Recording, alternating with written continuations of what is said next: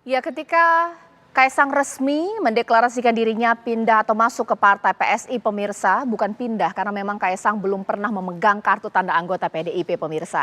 Tapi yang jadi pertanyaan ketika Kaisang sudah resmi menjadi anggota partai, petugas partai PSI, bukan hanya persoalan PDIP saja yang menjadi penting, tapi apa strategi di balik masuknya Kaisang ke PSI? Apakah ini menandakan keluarga Jokowi demokratis ataukah jangan-jangan Jokowi main dua kaki politik dinasti dan juga menegaskan hubungan yang memang tidak harmonis antara PDIP dan Joko Widodo. Itu akan saya bahas di Apa Kabar Indonesia malam hari ini. Dua pengamat politik dan komunikasi politik hebat kita sudah bersama saya di studio TV One, Mas Nyarwi dan juga Bang Henry Satrio. Selamat malam. Selamat malam, luar Caca. biasa. Malam. Ini adu analisis ini pasti ya. Kalau tadi kita sudah melihat pengantar di Apa Kabar Indonesia malam, sekarang saya mau satu persatu dulu. Mungkin ke Mas Nyarwi terlebih dahulu. Ya. Analisis dari Mas Nyarwi, kira-kira strategi apa sih dibalik Kaisang masuk PSI? Apa ini? Ada apa ini? Ya, sebenarnya kalau bukan Kaisang anak Pak Jokowi, saya kira tidak seheboh ini kan gitu. Nah, tetapi begitu ini kita lihat Kaisang ya sebagai anaknya Presiden Jokowi, nah ini kemudian implikasinya dalam spekulasi-spekulasi politik itu muncul banyak, Cak. Yang pertama misalnya ya apakah itu mencerminkan demokrasi di keluarga Pak Jokowi ya, pilihannya bisa beda-beda. Ya saya kira itu bisa juga seperti itu karena banyak juga ya di keluarga besar itu orang punya preferensi partai politik yang berbeda. Tapi kan kita tahu di PDIP ini ada aturan kan yang seringkali disampaikan oleh PDIP ya. Satu keluarga itu ya satu partai kan gitu. Nah tetapi kan kita juga tahu Kaisang ini sudah berkeluarga sendiri kan gitu. Sehingga ada kebebasan kan gitu. Nah cuma kemudian kan spekulasi berikutnya saya kira gini ya, dengan kita lihat posisi PSI yang kemarin-kemarin nada-nadanya itu kan lebih memberikan sinyal dukungan kepada Pak Prabowo dibandingkan Mas Ganjar misalnya. Nah, ini kan kemudian ada spekulasi, nah apakah ini wujud ekspresi dukungan secara tidak langsung gitu ya dari keluarga Pak Jokowi misalnya melalui Kaisang di sini kepada Pak Prabowo misalnya begitu.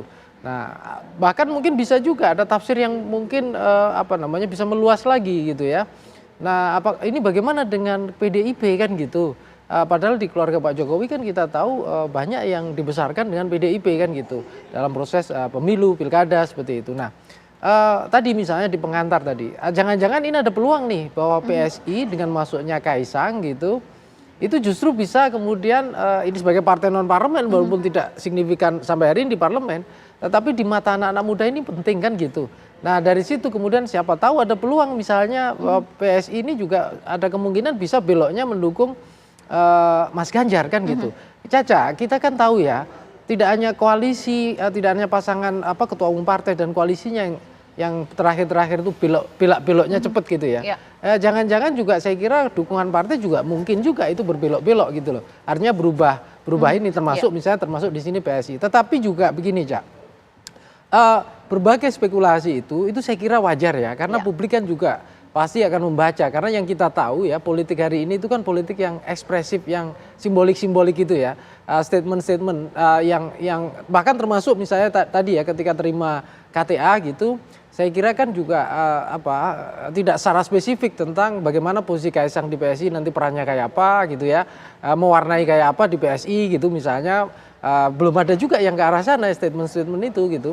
Nah belum lagi misalnya kalau itu dikaitkan dengan katakanlah ya visinya terkait dengan anak muda dan lain-lain itu belum sampai ke sana. Bang Hensa seperti apa? Kalau saya melihatnya ini bentuk dari kejeniusan politik seorang Joko Widodo ya. Wow. Jadi saya yakin kalaupun ada itu pasti sedikit sekali rakyat Indonesia yang kemudian sudah mengetahui langkah politik Pak Jokowi. Jadi menurut saya ini sebuah langkah jenius yang tidak diperkirakan orang ya.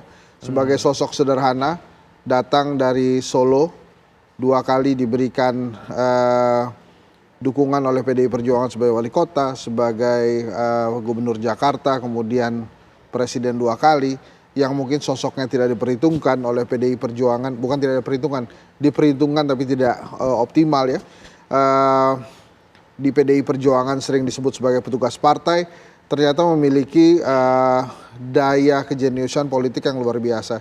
Jadi artinya pertama diperlihatkan dia mendukung si rambut putih, kemudian terlihat saat ini secara kasat mata mendukung Pak Prabowo, kemudian ada isu dua pasang calon, kemudian didorong Gibran hari itu juga bertemu di rumahnya. Jadi ini kan pertanyaan besar nih, katanya walaupun Mas Kaisang sudah punya kakak, tapi kemarin itu bertemunya di rumah Pak Jokowi, yang memang menandakan dia ini anaknya Pak Jokowi. Jadi kalau kemudian semuanya kan waktu itu meraba-raba kemana Pak Jokowi akan berlabuh pasca menjadi Presiden Republik Indonesia. Ternyata bukan ke PDI Perjuangan kalau saya melihatnya. Karena PDI Perjuangan tidak bisa goyah tegak lurus ke Megawati Soekarno Putri, dan memang lem kebangsaannya itu, lem ideologisnya adalah Soekarno. Jadi bukan Pak Jokowi. Maka muncullah isu Pak Jokowi akan berlabuh di Gerindra karena sudah disiapkan kunci rumah oleh Gerindra. Ternyata anaknya yang bungsu yang terlebih dulu bergabung dengan PSI. Di PSI ini kita tidak perlu terlalu jauh menganalisa Kaisangnya, tapi yang kita lihat adalah Jokowinya. Maka kalau kemudian saya dengar selentingan besok akan ada rapat besar dan kemudian Mas Kaisang akan dilantik sebagai ketua umum PSI, saya nggak kaget. Karena memang yang kita lihat adalah sosok Jokowinya. Lantas bagaimana dengan isu atau rumors politik selanjutnya yang pernah menyebutkan bahwa Mas Ganjar akan berlabuh di Gerindra sebagai wakil ketua umum misalnya. Ini adalah langkah-langkah kejeniusan Pak Jokowi yang menurut saya yang menyelamatkan dirinya dan dinastinya pasca dia menjadi presiden.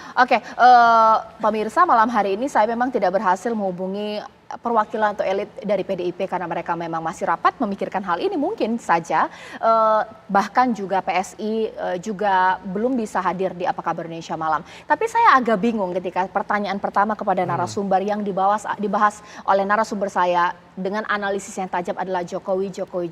Apakah memang alasan Kaisang memutuskan untuk masuk ke PSI bukan karena keputusan sendiri, think tanknya adalah Jokowi? Sesaat lagi. Untuk berjuang bersama PSI.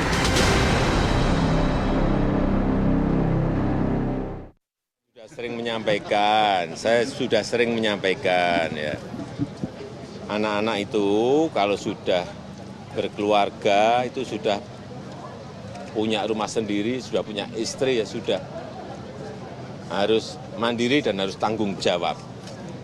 Artinya apa yang diputuskan itu pasti sudah ya biasa di dalam keluarga minta doa restu.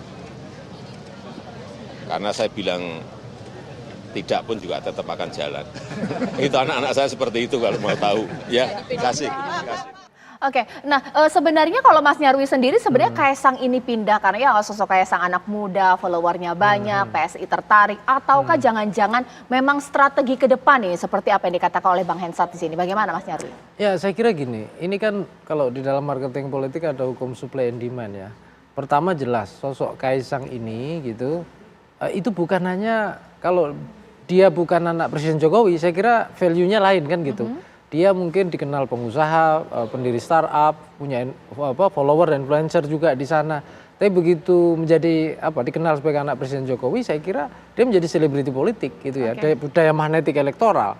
Dan daya magnetik elektoral ini tentu menarik bagi partai, apalagi partai-partai yang non parlemen seperti PSI ini. Jadi saya kira PSI juga punya kepentingan besar ya untuk katakanlah menarik Kaisang ini. Kemudian bisa menjadi semacam brand ambassador gitu. Apalagi misalnya kalau ada bau-baunya misalnya mau dicalonkan di posisi yang istimewa di sana kan gitu.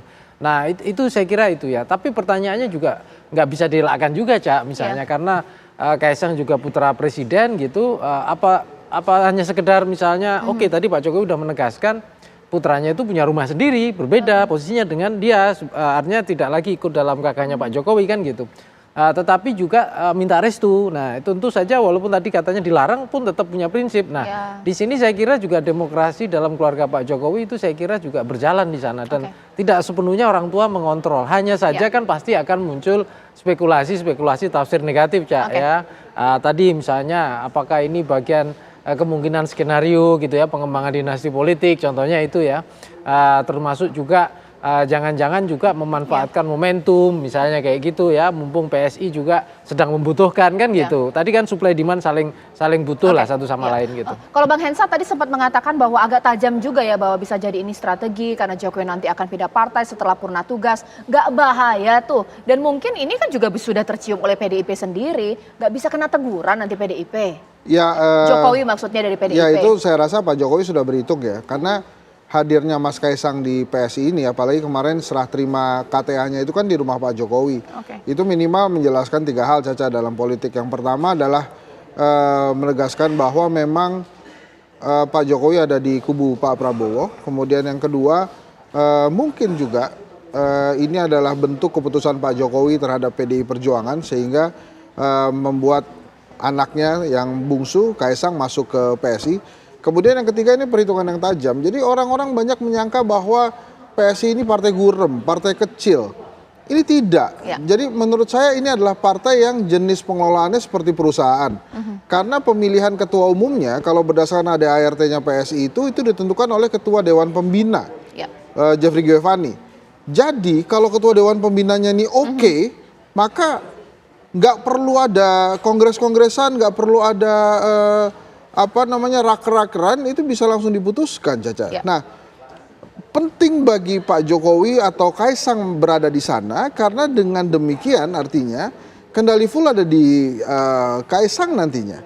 Ini kan sebetulnya sebuah kendaraan yang sempurna untuk Pak Jokowi, karena nggak terlalu ribet urusan pengangkatan ketua umumnya. Jadi kalau kemudian PSI nantinya mengangkat Kaisang sebagai ketua umum PSI menggantikan Giring, kan Giring sudah melepaskan jabatan tuh. Sekarang dia PLT loh. Jadi dia udah lepaskan, sudah kembalikan jabatan ketua umumnya ke Dewan Pembina. Maka partai ini yang sering disebut partai gurem, yang menurut saya berbeda dengan partai lain karena tidak punya organisasi sayap, ini bisa saja menembus Senayan. Dengan apa? Kekuatan Jokowi via Kaisang. Sebenarnya kalau Mas Nyarwi, besar kemungkinan tidak? Sebentar lagi kita akan dengar kabar Kaisang jadi ketua PSI, ketua umum PSI. Peluang itu saya lihat ya, Caca, dengan posisi dan keterkenalan, popularitas, daya tarik, itu sangat mungkin. PSI butuh brand ambassador itu ya. Dan tentu saja kalau kita lihat pasar politik itu kan nggak hanya pemilih ya, Caca. Tadi kan Bung Henry menyinggung ya, ini partai nggak punya sayap tapi bisa bertahan. Artinya kan tentu ada supporter, kekuatan. Nah, kira-kira gitu. Nah, dengan hadirnya Kaisang di sana itu kan juga bisa menjadi garansi lah ya untuk mendapatkan support juga. Tetapi perlu juga dilihat gini guys, Caca ya, khusus untuk PSI dan saya kira juga Kaisang ya. Partai-partai di Indonesia saya percaya ya, kalau tidak disupport dengan basis dukungan organisasi yang solid gitu, yang militan, yang kuat gitu, tadi bahasanya bukan di sayap tadi, itu biasanya juga ada batasnya. Artinya tidak bisa bertahan cukup lama di tengah berbagai situasi. Nah, pertanyaannya apakah Kaisang akan bereksperimen dengan menjadi ketua umum PSI misalnya di sana itu, apakah akan pilihan seperti itu? Karena begini ya, ini kan sering awal dicitrakan partai anak muda, tetapi kalau kita lihat organisasi kepemudaan ya, komunitas ini daya dukungnya kayak apa ke sana saya kira. Bang Hensat, kalau misalnya benar Kaisang masuk PSI, berarti nanti untuk Pilpres 2024 dia yang mempromosikan Prabowo, karena kan PSI dukung Prabowo. Nah makanya itu tadi kan ada di catatan saya, setelah ini sebetulnya adalah makanya kemarin Bang Deddy Sitorus saya baca di beberapa media itu keras dan menurut saya terukur kerasnya. Bahwa PDI Perjuangan sudah memberikan banyak hal kepada Pak Jokowi termasuk dukungan-dukungan politik itu. Nah ada yang bertanya kemarin kepada saya, Bang Hensat apakah ini sebuah perlawanan? Wah kalau perlawanan kan Pak Jokowinya disakiti. Enggak kan, Pak Jokowinya nggak disakiti. Justru Pak Jokowinya mendapatkan dukungan-dukungan yang luar biasa. 2 kali wali kota Solo, gubernur Jakarta, 2 kali periode sebagai presiden. Masa ia disakiti sama PDI Perjuangan? Nah kemudian apakah pertanyaannya ini tentang rasa terima kasih dan loyalitas? Nah itu beda lagi ceritanya. Tapi kalau kemudian dibawa ke ranah demokrasi, apakah boleh? Boleh. Apakah Kaisang bisa masuk PSI? Bisa. Nah itu urusannya dengan aturannya PDI Perjuangan. So artinya kita lihat ini drama antara, kalau boleh saya menyebutnya drama para petinggi antara Pak Jokowi dengan Ibu Mega. Makanya Caca kemarin pada saat ada isu 2 pasang calon, saya katakan Prabowo dan Ganjar hanya bisa terjadi Baik. bila 3 syarat terpenuhi. Pak Ya. Jokowi setuju, Bu Mega setuju, Pak Bu Mega setuju, Pak Jokowi setuju, dan yang ketiga adalah dua-duanya Jokowi dan Bu Megawati setuju. Iya. Kita harus juga mencatat pemirsa meskipun memang PSI selalu hadir dalam acara-acara dalam memberikan dukungan terhadap Prabowo, tapi memang sampai dengan saat ini belum secara resmi mendukung Prabowo Subianto untuk Pilpres 2024. Apakah juga masih ada kemungkinan Kaisang ini menjadi jembatan bahwa PSI di akhir-akhir bermanuver mendukung Ganjar kembali pemirsa? Bisa nggak ya seperti itu? Sesaat lagi. untuk berjuang bersama PSI. Kita kan membaca semua kemungkinan nih, mungkin ke Mas Nyarwi terlebih dahulu singkat saja, sekiranya bisa juga tidak sih bahwa Kaisang justru menjadi jembatan ini untuk PSI memberikan dukungan kepada PDIP, ke Ganjar, seperti apa? Ya kalau ditanya kemungkinan semuanya itu sangat mungkin ya Cak ya. Karena kan banyak ya elit-elit kita itu tidak hanya konteksnya PSI dan mungkin PDIP ya. Di partai lain kan juga sama. Ada mereka itu berrelasi saudara. Kemudian ketika misalnya atau organisasi. Ketika beda faksi mereka beda. Tapi ketika satu temu kepentingan kemudian bisa sama-sama mensupport gitu ya. Nah artinya saya lihat kemungkinan itu selalu terbuka. Cuma pertanyaannya adalah begini. Mampu nggak misalnya bahwa misalnya seandainya nanti Kaisang di PSI dia punya pengaruh yang kuat misalnya begitu, bukan hanya sekedar mohon maaf boneka kan gitu. Nah yang bahaya kan kalau dia jadi boneka, jadi nggak punya power kan gitu. Nah kalau dia punya pengaruh, mampu berorganisasi, berpartai untuk Tapi yang kan nggak pertama punya kali. pengalaman. Ya namanya pengalaman kan orang bisa aja belajar sambil jalan kan. Orang naik apapun belajar kan bisa sambil Iya, jalan. Tetapi kemudian kalau dia punya prinsip, yang penting kan prinsip sama karakter, sama visi kan gitu. Kalau misalnya punya itu dan kemudian pelan-pelan ini juga bisa mensupport agenda-agenda yang secara tidak langsung ya, mensupportnya kebijakan politik misalnya yang menjadi misalnya karena bapaknya ini juga kader dan petugas partai di PDIP bisa jadi itu dilakukan. Tetapi kan kemungkinan itu hari ini sangat kecil, Cak. Belum terlihat lah. Karena indikasi-indikasi yang ada kita lihat kan kemarin-kemarin ya PSI itu masih banyak kalau nggak mengkritik Mas Ganjar gitu ya ada semacam endorsement ke Pak Prabowo di sana. Jadi itu masih kecil menurut saya kemungkinan itu. Kalau Bang Hensa seperti apa? Nggak perlu jembatan lah Pak Berarti Jokowi. nggak ada nih, nggak ke arah sana nih? Nggak perlu karena dua-duanya Pak Jokowi kan udah nyambung. Kalau mau dukung Ganjar ya dukung Ganjar aja. Emang dia kan itu partainya. Oke. Kalau mau dukung Pak Prabowo juga dia nggak butuh jembatan. Jadi maksud saya Kaisang ini di PSI ya memang untuk Jokowi dan PSI perlu Jokowi untuk itu, untuk membesarkan partainya. Makanya tadi saya katakan ini tadi kan garis bawahnya ini langkah jenius seorang Jokowi dalam politik.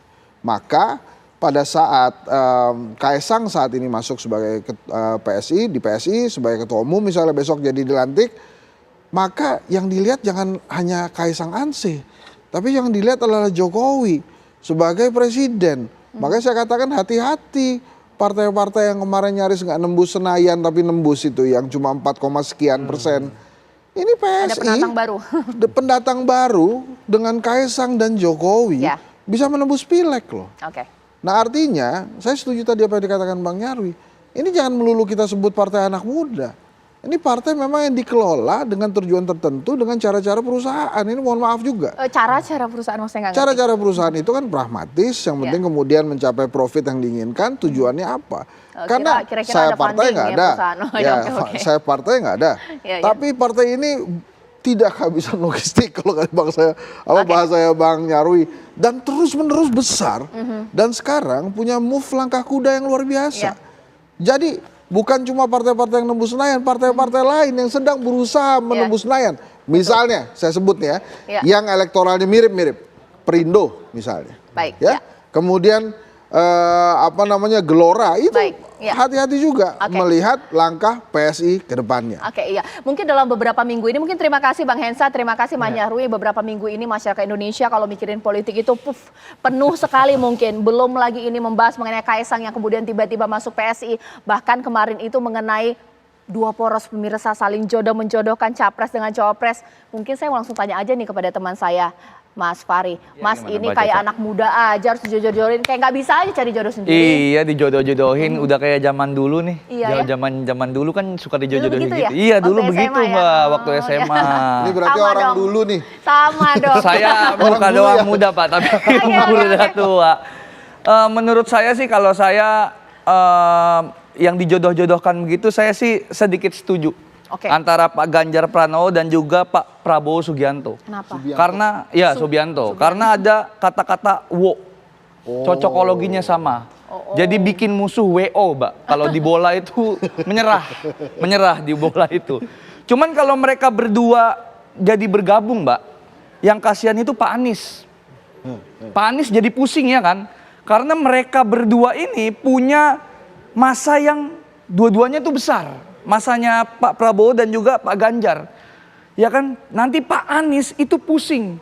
Pusing milih cawapres siapa lagi. Karena kan udah jelas lawannya pasti satu putaran kalau udah jelas mereka berdua itu. Mau siapa cawapresnya Pak Anies? Pak Jokowi? Oh udah nggak bisa, nggak mungkin. Pak Ahok? Oh nggak mungkin. Kemarin di Pilgub berantem ya kan, nggak mungkin.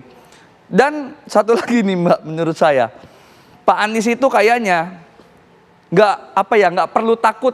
Ini untuk mungkin Pak Anies kalau dengar Pak Anies nggak perlu takut kalau misalnya nanti Pak Prabowo dan Pak Ganjar Pranowo nanti bersatu di pemilu 2024. Walaupun nanti Pak Anies mungkin kalah, tapi kan sekarang zamannya Pak, kalau yang kalah itu dikasih jabatan jadi menteri Pak. Jadi tenang-tenang aja gitu, menurut saya ya, menurut saya.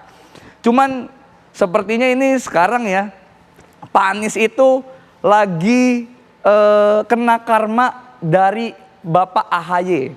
Karena mungkin kayaknya Pak AHY ini berdoa, ya Allah, semoga Pak Ganjar dan Pak Prabowo bersatu. Bener, ada isunya.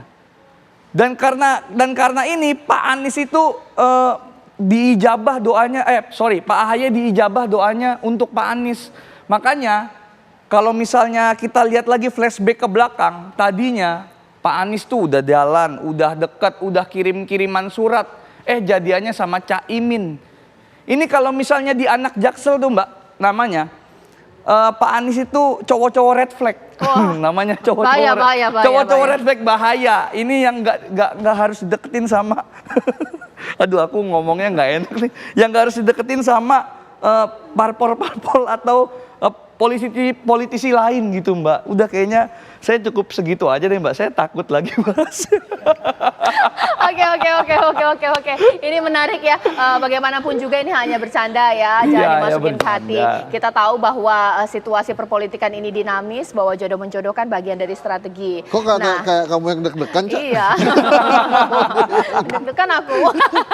Oke, baik. Selain Fahri, saya nanti akan juga menyerahkan segmen khusus nanti rekan saya Agita juga akan membahas mengenai isu-isu aktual. Nah, Agita, ada informasi apa nih sesaat lagi? Nah, nanti usai jeda kita juga akan bersama dengan pemirsa Apa Kabar Indonesia Malam akan membahas bagaimana kemudian perkembangan lebih lanjut terkait dengan kasus pemain video porno yang ada di Jakarta Selatan. Karena kan sebelumnya sudah ada 13 dari 16 pemain porno yang sudah diperiksa. Nanti kita akan bersama-sama membahasnya juga di Apa Kabar Indonesia Malam, pemirsa sesaat lagi.